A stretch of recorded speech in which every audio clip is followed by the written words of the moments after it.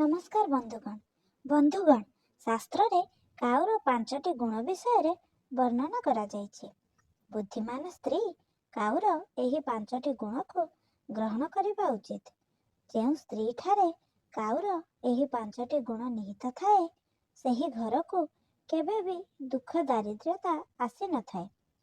एभली स्त्री जीवन सारा सुख एवं ऐश्वर्य भोग करिथाए। एभली स्त्री को विवाह करुथिबा पुरुष को केबे दुर्भाग्यर सामना करबाकू पड़ी न थाए। एभली स्त्री रो स्वामी सबु बेले उन्नति करिथाए। स्वामी स्त्री को संपर्क जीवन सारा प्रेम एवं विश्वास रे कटिथाए। काउर एही 5टी गुण मनुष्यर दुर्भाग्य को सौभाग्य रे परिणत करिथाए। पृथ्वी रे थिबा सबु पशु पक्षी मध्यरे किछि एपरि गुण थाए जहाकू जदि मनुष्य ग्रहण करे तेबे सबु समस्यार दूर हो जाय थाए। अनेक जीवजंतु ठारू अनेक किछि शिखिबाकू मिली थाए। तेणु मनुष्य निज काम को छोट किंबा बड़ भाबिबा उचित नुहे एवं सबु काम को निष्ठार सहित करिबा उचित। सेही भली शास्त्र रे स्त्री को काउ ठारू एही 5टी कथा शिखिबा विषय रे कहा जायछि। पक्षी मानक मध्यरे आमे काउ को तुच्छ मणि थाउ किंतु एही पक्षी सबुठारू अधिक बुद्धिमान होई थाए। काउ ठारे जे गुण थाए ताहा अन्य कोनोसी पक्षी ठारे देखिबाकू मिली न थाए। तेणु काउ अति भयंकर परिस्थिति रे भी जीवित रही पारे। तबे चालंतु जानिबा सेही 5टी गुण विषय रे।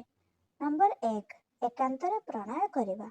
काउ निज साथी काउ सहित एकांतरे प्रणय करिथाए जहाकू केही भी देखि पारंती नाही। सेही भली स्वामी स्त्री को मध्य एकांतरे प्रणय करिबा उचित। स्त्री को सबुबेले निजर इज्जत रखिबा उचित एवं कहा सामना रे निवस्त्र एवं निर्लज भावरे रहिबा उचित नुहे। स्त्री को केवल निज स्वामी सहित ही संबंध बनाइबा उचित। स्वामी स्त्री एही कथा को काउ ठारू शिक्षा करिबा उचित। नंबर 2 संग्रह करिबा।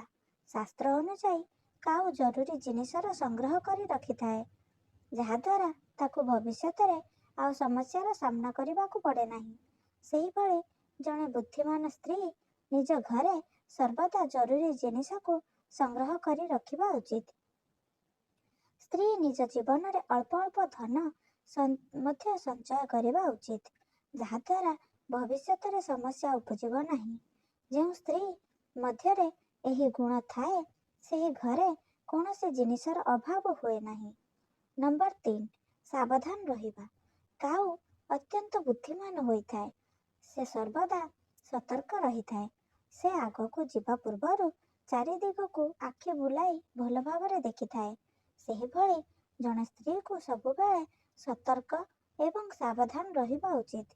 घरे रहिबा समय रे से सबु दिगरे नजर रखिबा उचित।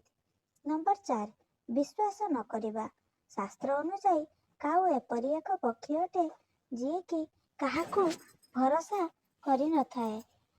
जणे स्त्री मध्यरे एही गुण रहिबा नितांत जरूरी अटे। से निज स्वामी एवं परिवार व्यतीत अन्य काहा उपरे विश्वास करिबा उचित नुहे। अधिक धन पाइबा उद्देश्य रे स्त्री काहाकू विश्वास करिबा उचित नुह।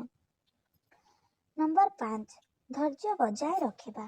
शास्त्र अनुसार काउ एक धैर्यवान पक्षी अटे। से कोनोसी कार्य करिबारे व्यस्त हुए नाही।